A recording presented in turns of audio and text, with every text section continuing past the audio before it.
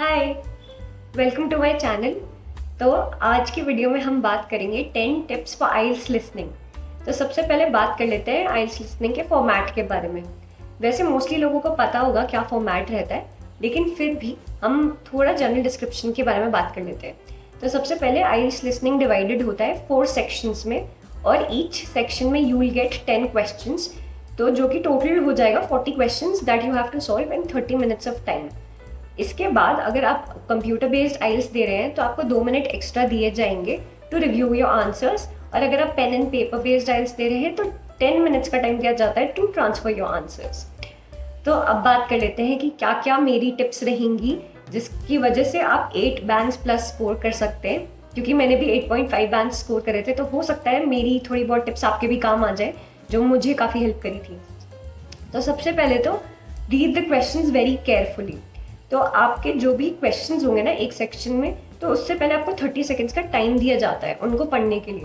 तो अब आपको सबसे पहले एक स्पीड रीडिंग करनी है जिसमें आप सारे क्वेश्चंस एक बारी में फटाफट पढ़ लो। इसमें ज़्यादा टाइम नहीं लगाना, फटाफट पढ़ना है। ये नहीं देखना कि आपके दिमाग में फीड हो रहा है क्या नहीं हो रहा है, बस एक स्पीड रीडिंग दे दो उसको। और उसके बाद फिर आपको एक और बार धीरे धीरे आराम से कॉन्सेंट्रेशन के साथ सारे क्वेश्चंस पढ़ने, और जो फर्स्ट 2 या 3 क्वेश्चंस होंगे उनको बहुत ध्यान से पढ़ना है, और ट्राई करना है कि वो आपके माइंड में कुछ ना कुछ फीड हो जाए उनका, क्योंकि जो भी क्वेश्चंस होते हैं ना वो ऑर्डर वाइज ही चलते हैं। जैसा भी ऑर्डर आपकी ऑडियो का आता जाएगा उसी हिसाब से ही क्वेश्चंस का ऑर्डर भी होता है। इसके बाद है आइडेंटिफाई द कीवर्ड्स। तो अब जैसे मैंने आपको बोला कि आपको क्वेश्चंस पढ़ने हैं, लेकिन ऑब्वियसली सब कुछ आपके दिमाग में फीड नहीं होगा। तो जो भी ऑप्शंस होंगे ना, जैसे मल्टीपल चॉइस क्वेश्चंस है या फिर फिल इन द ब्लैंक्स भी है, तो आपको उनमें से जो भी इंपॉर्टेंट कीवर्ड्स लगे उनको ट्राई कीजिए आप अपने दिमाग में फीड करने का, क्योंकि पूरा का पूरा सेंटेंस तो आपको याद नहीं रहेगा।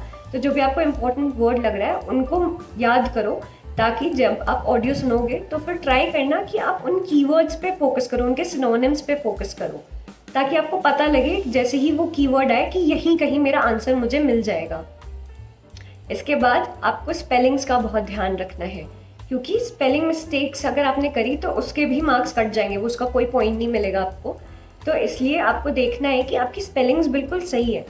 अब इसमें ब्रिटिश और अमेरिकन इंग्लिश दोनों की स्पेलिंग्स करेक्ट मानी जाती है, लेकिन उसके अलावा कोई और स्पेलिंग्स करेक्ट नहीं मानी जाएगी। जैसे कलर और कलर दोनों कंसिडर किए जाएंगे, लेकिन अगर इसके अलावा आप कोई थर्ड स्पेलिंग लिख रहे हैं कलर की तो वो काउंट नहीं करेंगे वो लोग। तो आपको बहुत ध्यान रखना है कि आप स्पेलिंग मिस्टेक्स ना करें। इसके बाद नेक्स्ट जो टिप है वो है ग्रामेटिकल मिस्टेक्स का भी आपको ध्यान रखना है कि बिल्कुल नहीं होनी चाहिए। जैसे कि बहुत बार हम ध्यान नहीं देते, जो ऑडियो में बोला वही वर्ड हमने लिख दिया अपने आंसर में, लेकिन पैराफ्रेजिंग होती है क्वेश्चंस में। जैसे आपने ऑडियो में सुना सेम वैसा का वैसा क्वेश्चन में नहीं आएगा, थोड़ा पैराफ्रेज होगा वो। तो फिर आपको देखना है कि उस सेंटेंस में कौन सा सूट कर रहा है, प्लूरल या सिंगुलर, तो उस हिसाब से आपको डालना है अपना वर्ड। जैसे कि एक सिंपल एग्जांपल ले लेते हैं, how many horses do you own and do you own a horse. तो इसमें आप देख रहे हैं कहाँ पे सिंगुलर हॉर्स यूज हुआ है, कहाँ पे प्लूरल हॉर्स यूज हुआ है।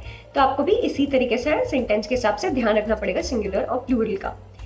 इसके बाद जो टिप मैं मेरे ख्याल से हमेशा हर एक उसके मॉड्यूल के लिए दूंगी आइल्स के, कि प्रैक्टिस आपको करनी है, जितना हो सके उतने प्रैक्टिस टेस्ट करने हैं आपको, क्योंकि आप सबने सुना ही होगा practice makes a man perfect. तो आप जितना प्रैक्टिस करेंगे उतना ही अच्छा है आपके लिए। तो मतलब आपको काफ़ी जगह ऑनलाइन यूट्यूब पे आपको टेस्ट मिल जाएंगे ऐसे। आप चाहते हैं तो मैं लिंक डिस्क्रिप्शन में भी डाल दूंगी कि आपको कौन से यूट्यूब चैनल पे ये मिल सकता है टेस्ट। तो आप जाइए उन यूट्यूब चैनल्स पे और वो टेस्ट ट्राई करो सॉल्व करने का। और बहुत इंस्टेंसेस होते हैं जब स्पीकर अपना आंसर चेंज भी कर देता है, तो आपको उसका भी बहुत ध्यान रखना है, क्योंकि ऐसा नहीं होता कि जो फर्स्ट आंसर उसने बोल दिया वही आंसर है, वो बहुत बार अपना आंसर चेंज कर देगा।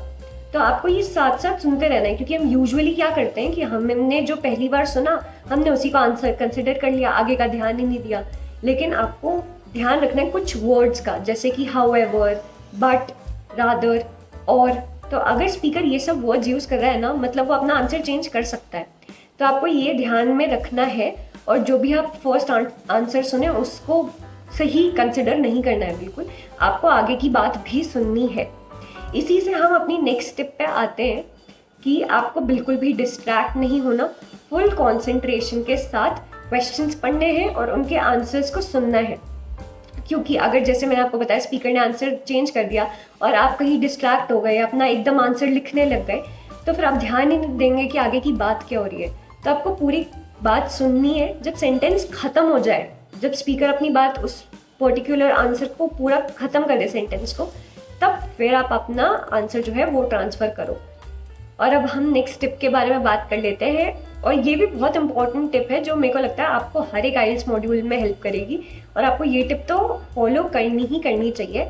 और ये है watch English content and listen to English podcast. तो मतलब इसमें क्या होता है कि आप जैसे जो भी हॉलीवुड मूवीज़ देखेंगे ना, उसको आप ट्राई करो कि खुद आपको समझ आ जाए, और फिर एक्सेंट वगैरह को भी थोड़ा पकड़ने की कोशिश करो कि ये क्या बोलने की कोशिश कर रहे हैं। दूसरा, आप पॉडकास्ट सुनेंगे ना, तो पॉडकास्ट में भी क्या होता है कि आपके माइंड में डायरेक्टली फीड हो रहे हैं डिफरेंट टाइप्स ऑफ एक्सेंट्स, तो आपको दूसरी एक्सेंट्स में भी समझ आने लग जाएगी बातें। तो ये बहुत इंपॉर्टेंट है कि आप हर तरीके का इंग्लिश कंटेंट देख के कंज्यूम करें और समझें कि वो क्या कहने की कोशिश कर रहे हैं स्पीकर। इसके बाद जो हमारी नेक्स्ट स्टेप रहेगी वो ये है कि जो जैसा मैंने आपको स्टार्टिंग में फॉर्मेट में बताया था कि कंप्यूटर बेस में भी आपको एंड में 2 मिनट्स का टाइम मिलता है टू रिव्यू योर आंसर्स। तो इसमें आपको क्या रिव्यू करना है? तो इसमें आपको रिव्यू करना रहेगा अपनी स्पेलिंग मिस्टेक्स और ग्रामेटिकल एरर्स, जैसा कि मैंने आपको पहले बताया था। तो अगर आपको कहीं पे भी कोई भी स्पेलिंग मिस्टेक दिख रही है, तो आपको इस 2 मिनट का जो गैप टाइम है उसको यूटिलाइज करके उस स्पेलिंग मिस्टेक को करेक्ट करना है। और अगर कोई आपने ग्रामेटिकल एरर कर दिया है तो उसको भी आप इस टाइम में करेक्ट कर सकते हैं। तो इस टाइम को इधर उधर टाइम पास करने की बजाय, वेस्ट करने की बजाय, आप इस चीज़ में यूटिलाइज कर सकते हैं कि आप एक बार अपने सारे आंसर्स रिव्यू कर लो, और अगर आपको कोई मिस्टेक लगे तो आप वो करेक्ट तो कर ही सकते हो फिर। इसके बाद चलते हैं हमारी लास्ट टिप पे, जो कि है प्रिडिक्ट आंसर्स बिफोर हैंड। तो ये ऑब्वियसली सारे उन क्वेश्चन टाइप्स में वैलिड नहीं है, लेकिन जैसे फिल इन द ब्लैंक्स हो गया, तो उसमें आप प्रिडिक्ट कर सकते हैं सेंटेंस को पढ़ के, जो क्वेश्चन है उसका सेंटेंस पढ़ के आप प्रिडिक्ट कर सकते हैं कि क्या आंसर हो सकता है इसका, किस कैटेगरी का आंसर हो सकता है। तो आपको वो वाली चीज़ जब समझ आ जाएगी, तो जब स्पीकर अपने ऑडियो में उस कैटेगरी के बारे में बात करने लगे तो आप ज़्यादा अटेंशन पे कर सकते हैं कि अब कहीं मेरा आंसर आने वाला है। तो ट्राई करो कि आप थोड़ा बहुत पहले ही प्रिडिक्ट कर लो कि क्या हो सकता है इसका आंसर। और इन सब के साथ आपको एक और चीज़ का ध्यान रखना है, और वो है कि आपको एग्ज़ाम देने जाने से पहले बिल्कुल नर्वस नहीं होना है, एंग्शियस नहीं होना है। बिल्कुल भी ये नहीं सोचना है कि यार पेपर कैसा आएगा, डिफ़िकल्ट तो नहीं आएगा, मुझसे नहीं हो पाएगा, कैसे करूँगा, समझ नहीं आएगा। तो ये सब चीज़ें नहीं सोचनी है। बिल्कुल एक काम और रिलैक्स माइंड के साथ जाना है पेपर देने, क्योंकि अगर आपके दिमाग में ये सब चीज़ें आई ना, तो फिर तो स्पीकर क्या बोल रहा है आपको कुछ समझ नहीं आने वाला, क्योंकि आपका दिमाग तो अलग ही अपनी दुनिया में खोया हुआ होगा। तो आपको बिल्कुल एक काम माइंड के साथ सुनना है, समझना है और फिर आंसर्स देने हैं, ताकि आपके आंसर सही हो। और यार क्यों कुछ गलत होगा, क्यों नहीं आएंगे अच्छे मार्क्स? अच्छे मार्क्स ही आएंगे। हमने इतनी प्रेपरेशन करी है, इतना मेहनत करी है, तो सब कुछ अच्छा ही होगा, और इसी माइंड सेट के साथ आपको पेपर देना है। तो आज की मेरी वीडियो इन सब टिप्स के साथ ख़त्म होती है। तो अगर आपको ये टिप्स हेल्पफुल लगे, अगर आपको ये इन्फॉर्मेटिव लगे वीडियो, तो प्लीज़ लाइक कर दो यार, मोटिवेशन मिलती है और अच्छी वीडियोस बनाने के लिए। और अगर आपको मेरा इन जनरल सारा कंटेंट अच्छा लग रहा है तो सब्सक्राइब भी कर दो मेरे चैनल को। And thanks for watching.